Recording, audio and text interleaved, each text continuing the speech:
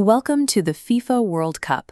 From the opening whistle, these first 90 minutes establish the mathematical and psychological limits of a nation's entire campaign.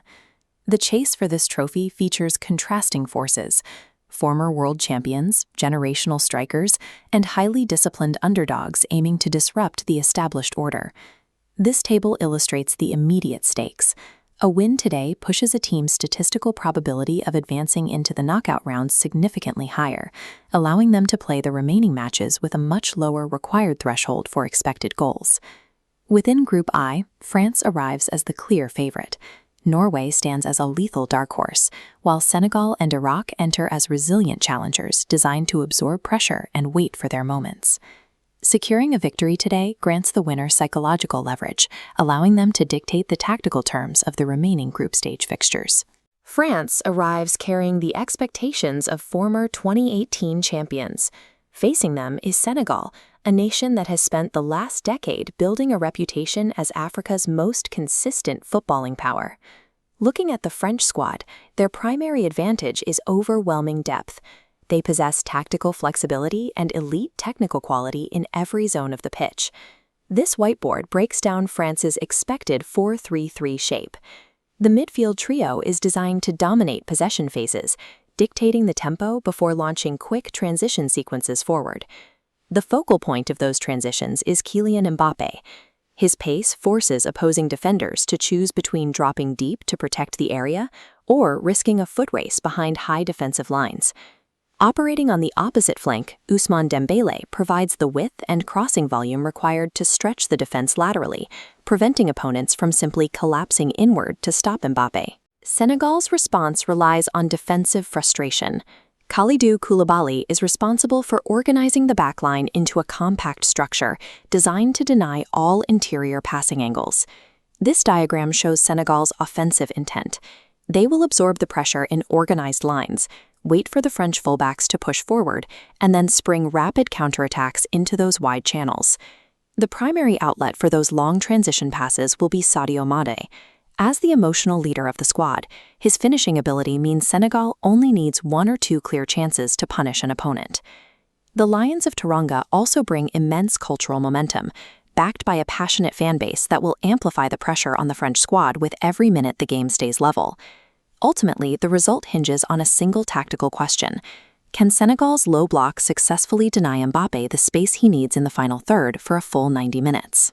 In the other half of the group, Norway returns to the tournament fielding a generation of talent that is now fully equipped to compete against the world's elite footballing nations.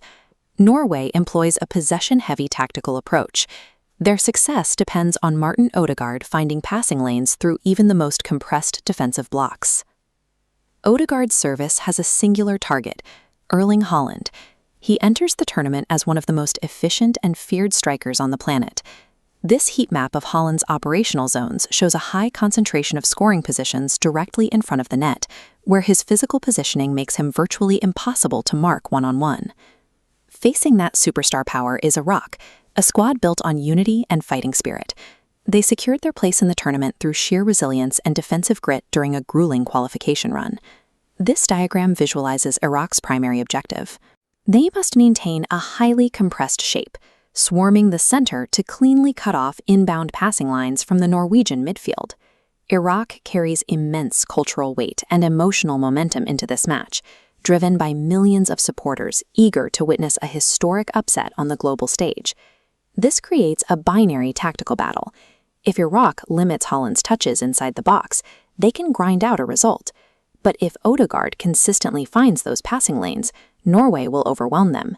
When we run these tactical profiles through advanced data models, factoring in historical performances and expected goals, we get a clear look at the probable outcomes. For the first match, the model projects a victory for France over Senegal, 2-1. Senegal's recent defensive record, allowing just 3 goals in their last 5 competitive matches, suggests a narrow contest. However, France's bench depth often increases their scoring probability in the final 20 minutes, allowing them to find a late winner. In the second match, the simulation favors the European side convincingly, projecting a 3-0 victory for Norway over Iraq. The model anticipates a wider margin here, because Iraq lacks a high-volume counterattacking outlet to relieve pressure.